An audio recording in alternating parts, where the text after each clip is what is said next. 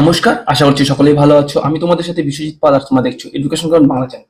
তো আজকে দেখো, যে টপিকটি নিয়ে আলোচনা করবো সেটি কি, সুপ্রিম কোর্ট রিসেন্টলি রামদেবজি, যে কোম্পানি পতঞ্জলি, রামদেবজি বালকৃষ্ণ মিলে দুজন একসাথে এই কোম্পানিটিকে লঞ্চ করেছিল, শুরু করেছিল। তো তার প্রোডাক্ট রয়েছে বিভিন্ন, যেমন medicine product, Ayurveda medicine product রয়েছে, এবং পরবর্তীতে সেটা বিভিন্ন রকম গুডস প্রোডাক্টও তৈরি করেছে। তো দেখো, এখানে বলেছে সুপ্রিম কোর্ট তাদের পতঞ্জলির তরফ থেকে যে অ্যাপোলজি চাওয়া হয়েছিল সেটা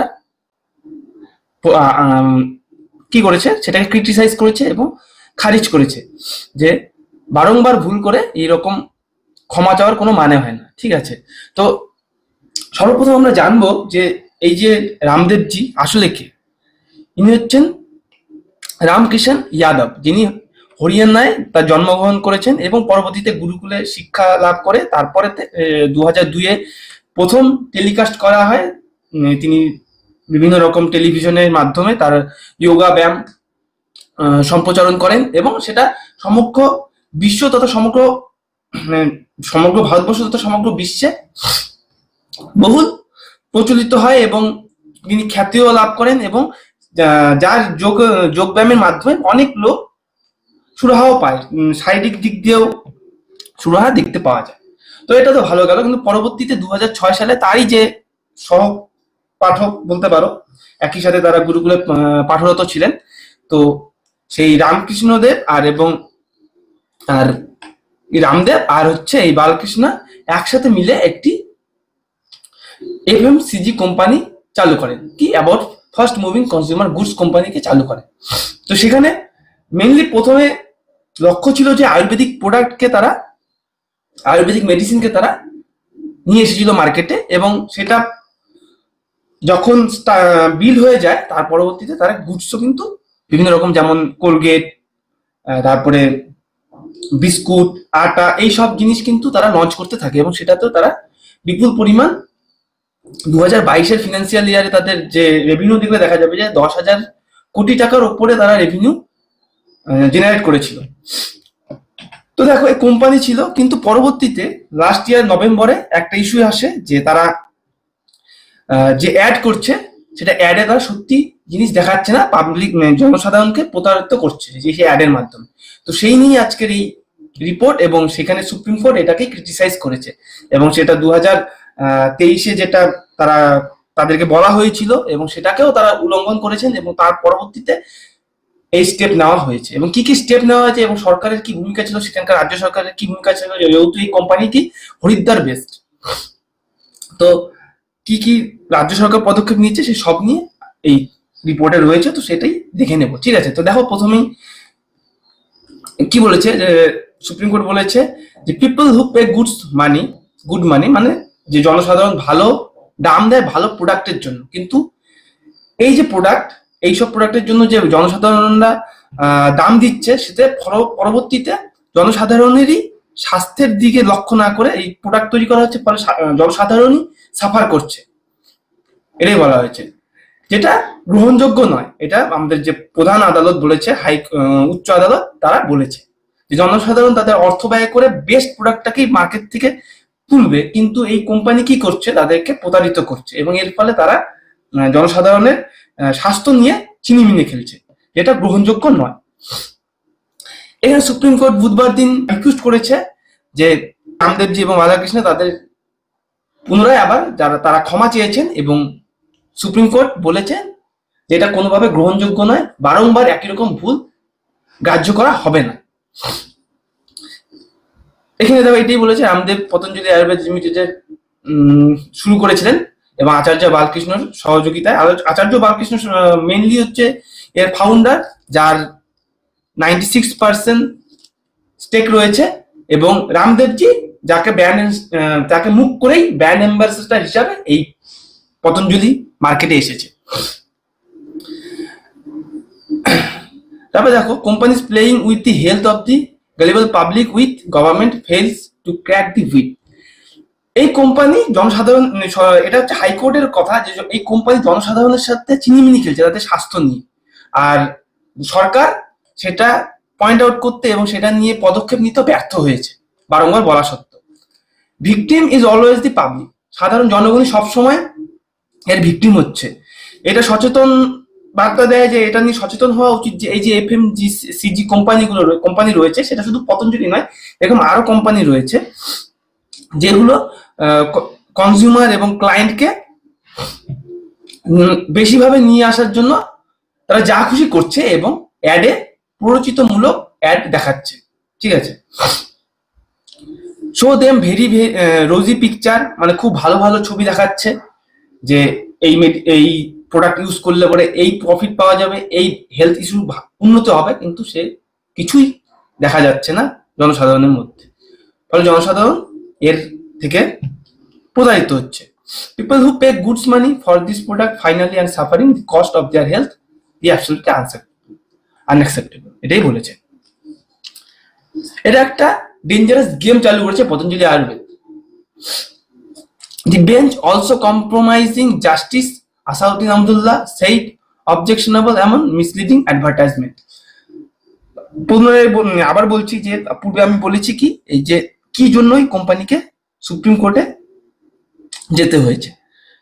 কোম্পানি কি করতো, তাদের যে প্রোডাক্ট সেগুলোকে সঠিক টেস্টের মাধ্যমে না গিয়ে বাজারে নিয়ে আসতো, এবং ফলে কি হতো, তারা যে অ্যাড দেখাতো সেটা অ্যাড মিসলিডিং এর পর্যায়ে পড়ে যেত। মানে যা দেখাতে চাইতো তা কিন্তু পরবর্তীতে জনসাধারণ সেটার থেকে কোনো রকম সেই রকম লাভবান হতে পারত না। ফলে সেটা দেখা যেত যে এই পতঞ্জলি আয়ুর্বেদ কোম্পানি তারা দাবি করছে ডায়াবেটিক্স, ওবিসিটি মানে যে স্থূলতা, ডায়াবেটিস এবং স্থূলতার মতন রোগকে তারা একদম নির্মূল করে দিয়েছে। এবং করোনার সময় যে প্যান্ডামিক চলছিল কোভিড-19, সেই সময় কিন্তু তারা তাদের ওষুধ বের করেছিল, মেডিসিন বের করেছিল এবং বলেছে যে পুরোপুরি নির্মূল করবে করোনাকে, কিন্তু যেটা পুরোপুরি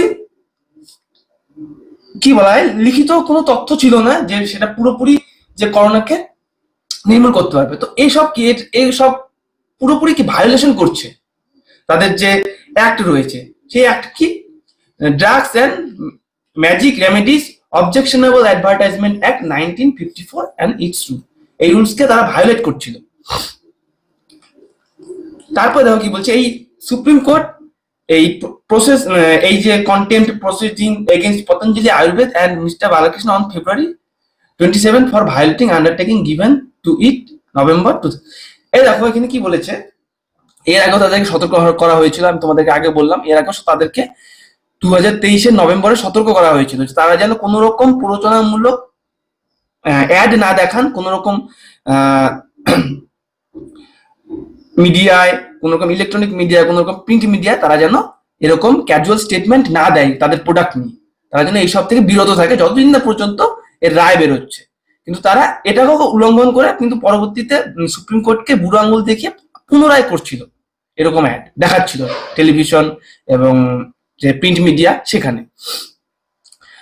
এবং তারা বিভিন্ন রকম, যেমন এলোপ্যাথি ওষুধ রয়েছে, অ্যালোপ্যাথি, আমরা মোস্ট অফ পেশেন্ট অ্যালোপ্যাথিকে রেকমেন্ড করে, মোস্ট অফ যারা কঠিন রোগে আক্রান্ত থাকে তো তারা এলোপ্যাথিকেই রেকমেন্ড করে। কিন্তু এই আয়ুর্বেদিক কোম্পানি কি করছিল যে এলোপ্যাথির মতন মেডিসিনকেও তারা বলছিল যে এলোপ্যাথিতে সেরকম কাজ হচ্ছে না, তার থেকে আয়ুর্বেদিক অনেক ভালো কাজ করছে, এরকম কোন রকম তথ্য প্রমাণ ছাড়াই তারা এইরকম বক্তব্য কিন্তু প্রিন্ট মিডিয়া এবং ইলেকট্রনিক মিডিয়া রয়েছে সেখানে বারংবার বলেছে। ঠিক আছে, 27 ফেব্রুয়ারি এই ভায়োলেশন করেছিল, তার জন্য পরবর্তীতে আবার তাদেরকে সুপ্রিম কোর্টে রিসেন্ট ডাকা হয়েছে এবং তার পরবর্তীতে তাদের কি কি পদক্ষেপ নিয়েছিল কোর্ট সেটাও বলা হচ্ছে। দেখো কি বলছে, we are thinking why we should not treat your apology with the same disdain which you treat the undertaking given to the Ghosh.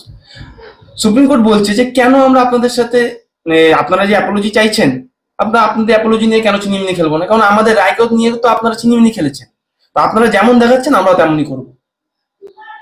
আপনারা যেহেতু আমাদের কথা মানছেন না, সুপ্রিম কোর্টের কথা মানছেন না, তো আপনাদেরও কথা সুপ্রিম কোর্ট কেন মানবে।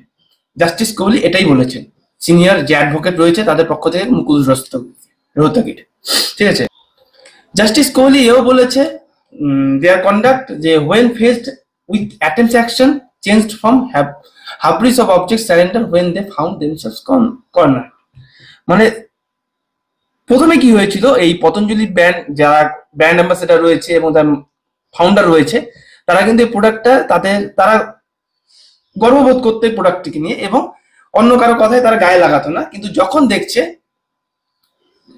তাদেরকে কোণঠাসা করা হচ্ছে, তখন কিন্তু তারা এরকম অন্যয় বিনয়ের রাস্তায় চলে আসলো, এটা যেটা অ্যাকসেপ্টেবল নয় পরবর্তীতে। In it's order the court recorded that the contemnors Mr. Ramdev and Mr. Balakrishna had tried to wriggle out of personally appearing in the apex court. এমনকি তারা যে সুপ্রিম কোর্টের যে ভিজিট করার যে সময়, হিয়ারিং এর সময়ও তারা উপস্থিত না থাকারও চেষ্টা করেছিল। বিভিন্ন রকম, শুধু একটা ইস্যু না, বিভিন্ন রকম ইস্যু দেখেই সুপ্রিম কোর্টে তাদেরকে আবার যেতে হয়েছে।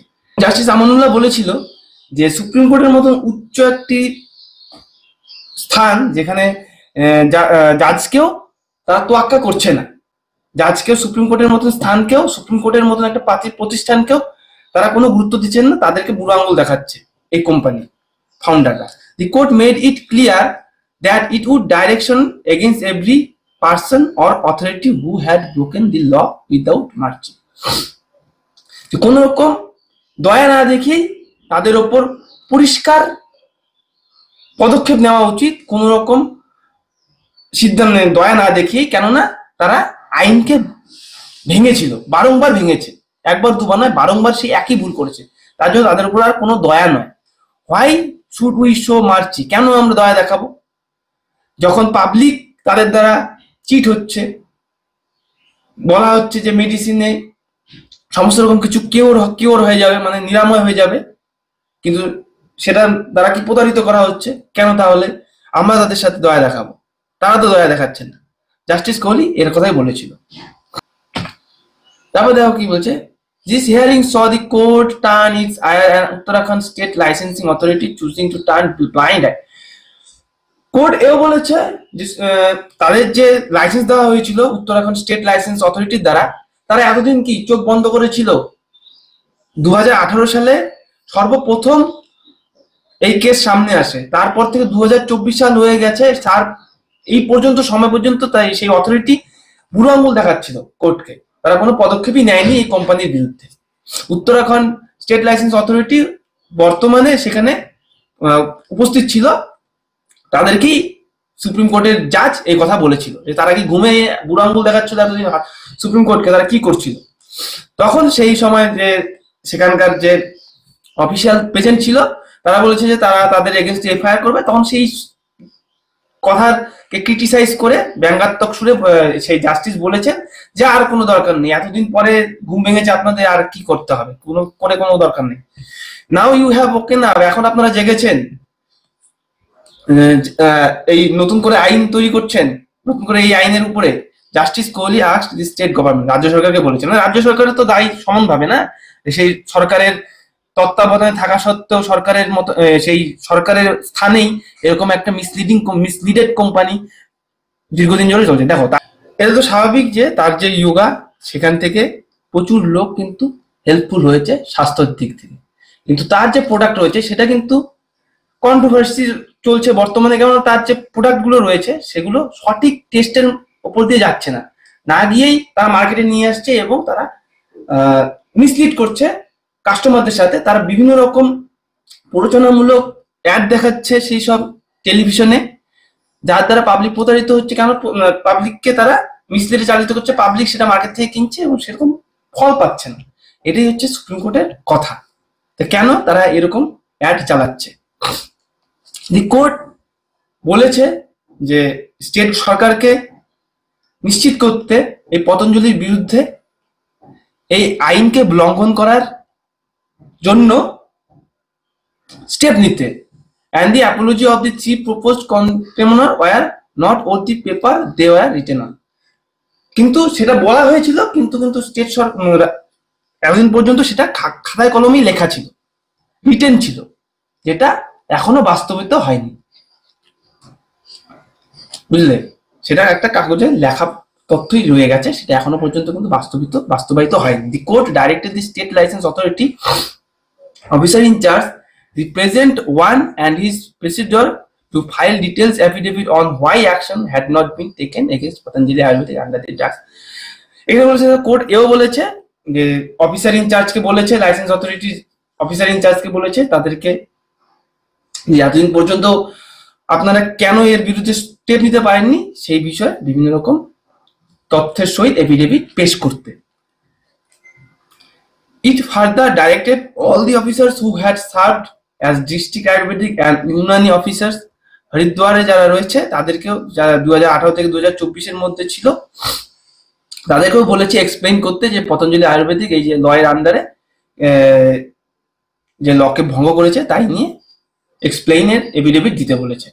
The court had listed this part of case on April 23. পূর্বের হিয়ারিং 2রা April. The court had questioned the government for shutting its eyes. 2রা এপ্রিলে হিয়ারিং এ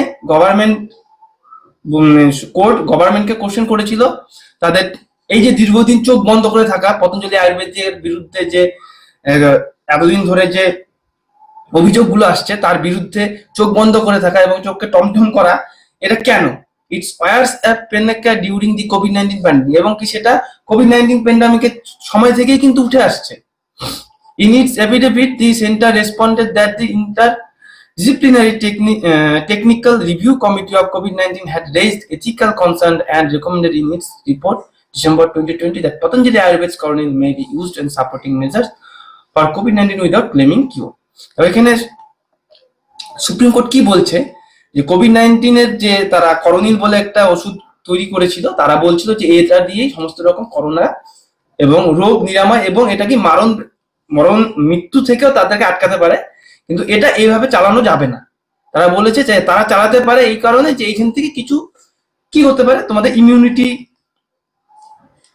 এতে যাতে বুস্ট হতে পারে এরকম বলতে পারো, এর থেকে সাপোর্ট পাওয়া যেতে পারে, কিন্তু পুরোপুরি যে জীবন দান করে দেবে, মৃত্যু থেকে বাঁচিয়ে তুলে নিয়ে আসবে, এটা বলা ঠিক নয় এবং এটা আইন বিরুদ্ধ। এটাই বলেছে যে এটা তারা অ্যাডে যেন না করে, এরকম নির্দেশও দিয়েছে। কোভিড-19 উইথাউট ক্লেমিং কিওর, মানে কিওর পুরোপুরি হয়ে যাবে সেরকম ক্লেম না করে ব্যবহার করতে বলেছে। তো এই ছিল কন্ট্রোভার্সি এবং তারা সুপ্রিম কোর্টের দ্বারা এইভাবে ক্রিটিসাইজ হয়েছে, সুপ্রিম কোর্টে বারবার বলা হয়েছে এবং বারবার তারাও কিন্তু আইন লঙ্ঘন করেছে। তারা কথা দেওয়া সত্ত্বেও সুপ্রিম কোর্টের কথাকে রাখেনি এবং পরবর্তীতে আবারও সুপ্রিম কোর্টের রায়কে ভায়োলেট করেছে এবং সুপ্রিম কোর্টের হিয়ারিং এর সময় তারা অনুপস্থিত থাকার কারণেও সুপ্রিম কোর্ট কিন্তু এই নিয়েও ক্ষিপ্ত এবং সেখানকার যে স্টেট গভর্নমেন্ট রয়েছে সেই স্টেট গভর্নমেন্টকে ক্রিটিসাইজ করেছে এবং যারা লাইসেন্স দিয়েছে তাদেরকেও ক্রিটিসাইজ করেছে এই কারণে যে তারা এতদিন পর্যন্ত কেন 2018 থেকে 2024 সাল পর্যন্ত এই যে কেস চলছে তারা কেন এখনো চোখ বন্ধ করে রয়েছে, এই নিয়ে তারা তথ্য চেয়েছে তাদের কাছ থেকে। তো এই হচ্ছে বিষয়। তো চোখ বন্ধ করে কোনো কিছুকে বিশ্বাস করা উচিত না, তার জন্য এইসব দেখো, এই টপিক গুলো খুব ইম্পর্টেন্ট। ঠিক আছে, আমরা তো এতদিন ভাবতাম পতঞ্জলি, তো সবসময় অ্যাড দেখে আমরা পরিচিত হয়ে যাই, তো ভাবি যে অ্যাড দেখি ভাবি যে এই ব্র্যান্ড ভালো, এটা আয়ুর্বেদিক যেহেতু ভালো, আয়ুর্বেদিক হলেই ভালো হচ্ছে না, সেটা সঠিক পদ্ধতির উপর দিয়ে কি টেস্টিং পদ্ধতির উপর দিয়ে যাচ্ছে কিনা এই বিষয়ে আমাদের সচেতন হতে হবে, এখানে এটাই বলতে চেয়েছে। ঠিক আছে, তো এই নিয়েই রায়, এই নিয়ে চলছে এবং পরবর্তীতেও আবারও সময় দেওয়া হয়েছে। তো এই হচ্ছে টপিক। তো পরবর্তীতে আবারও দেখা হচ্ছে, আবারও নতুন কিছু এরকম টপিক নিয়ে, কোনো আলোচনা নিয়ে। তো যারা চ্যানেলে নতুন আছে চ্যানেলটিকে সাবস্ক্রাইব করে দেবে এবং পাশে দেওয়া বেল আইকনে গিয়ে অল নোটিফিকেশন ক্লিক করে দেবে। তো সবাই সুস্থ থাকো, ভালো থাকো। জয় হিন্দ, জয় ভারত, ধন্যবাদ।